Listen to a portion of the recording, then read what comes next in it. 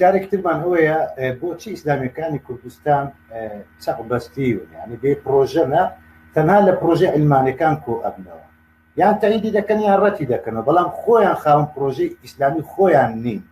ئایا بەرنامە دینی ئیسلام کە بە درێژایی 1299 ساڵ خلافەت هەبوو، یان لەم ئەزمونە دوور درێژەی ناتوانن دوو دەستور، دوو یاسا، دوو پرۆژەی ئیسلامیان هەبێ، یا ئەوەتەیە خۆیانم حیزب ئیسلامیانی کوردستان کەسایەتێکی بەتوانایان نییە، مەسەڵەن داڕێژەرەوەی نووسەرەوەی ینی دەستور یاسا و یان دەستور یاسایەکی ئیسلامی، یان بۆ هەموو قەیرانانەی کە لە کوردستانەیە، قەیرانی دارایی، ئەخلاقی، سیاسی، وەروەها بۆ هەموو قەزیەکانی تری کوردستان بۆچی خاوەن پرۆژە نینە؟ ئیسلام تێیدا نییە، قورئان تێیدا نییە، مێژووی ئیسلام تێیدا نییە، یان خۆیان ئەم توانایان نییە؟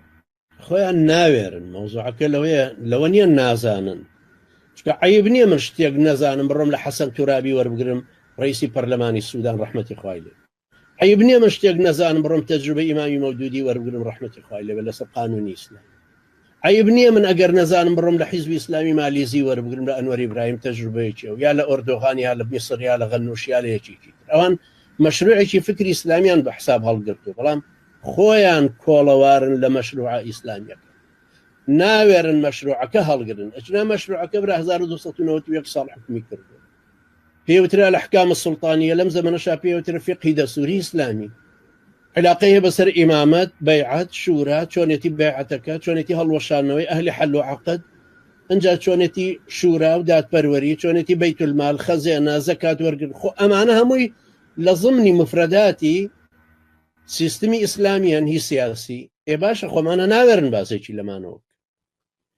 کێشەکە لەوەی ئەمانە هەڵگری پرۆژە ئیسلامیەکە نەماون، پرۆژەی عەلمانیشیان پێڵ ناژیرە، چکە خەڵکیکە منافیسە. ئەمەیە کێشەکە کەوای کردوانە چەقبەستوو بن.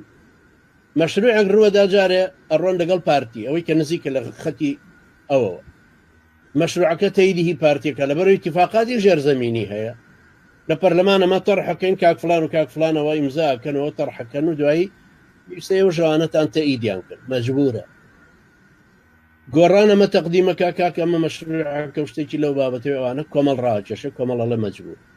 بەڵام برا خۆ ئەمانە مەشروعیان پێیە، ئەتوانن مەشروعیان پێوێ. باشە خۆمان لەسەر فکری سیاسی ئیسلامین. برا هەر ئەوەی غەنووشی خۆ تەرجمەیان کردو بۆ کوردی، هەر ئەوەی غەنووشی تەبەنا بکەن کە ئێمە لەگەڵیشی نین، پێچنە پێشتر. ئەگەر خیاری حەماس اختیار ناکەن کە هەر ئیخوانە بەڵام چەکدارە و شوێن پێی خۆی کردوێتەوە و منافیسی فەتحە و ناوچەیەکیشی گرتووە چەند ساڵەوەی دارەیە با بڕێەوە بە ئینتیخاباتی ژاتۆتە پێش و تەحمولی هەموو ناڕەحەتی و ناسۆرەژەکە، تعلیمە ڕوا، سەحە ئەڕوا، هەموو شتەکانە ڕۆن.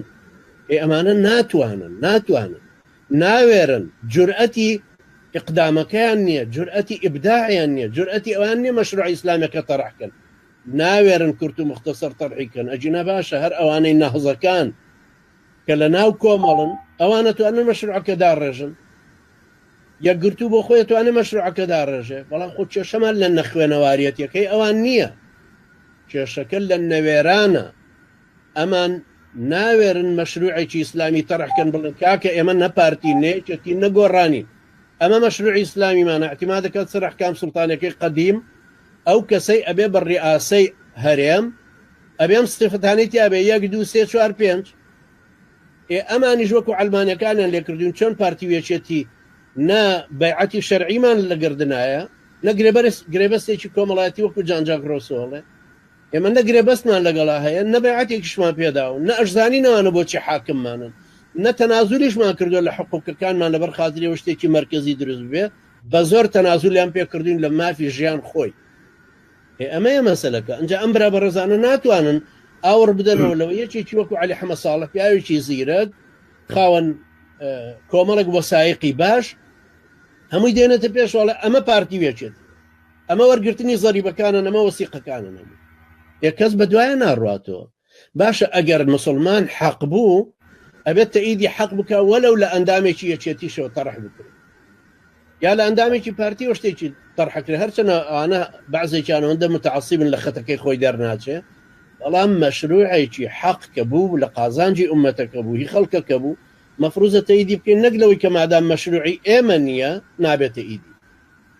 ئەمەیە کێشە ئەوان کە مەجبورن چەقبەست و وەستاون، مەجبورن سەر بەوە حزابە ئەلمانیانە بن، چونکە حزابە ئەلمانیەکان خۆیان بە فیلی ساحەکە ئەزانن و خۆیان بە ساحە بەزانن، ئەڵێن ئێمە بە پیاوەتی خۆمان ڕێمانداون، فەرمووی انتخابات دێتە پێش ئێمە ڕێمانداون، ژمارەی کارتەکانی ژێمەی ژمێری فەزاحەتەکەی پێشوشی انتخاباتەکە مانگی 5 بەسەر تا نادێنینەوە ئیترێەوە هەرە بێ بڵن وەڵا برا مەزلوم بووین دەگەکانمان دسرە. ئەوە بێ دەسەڵاتی پیرەژنە بەڕاست. بەڵێ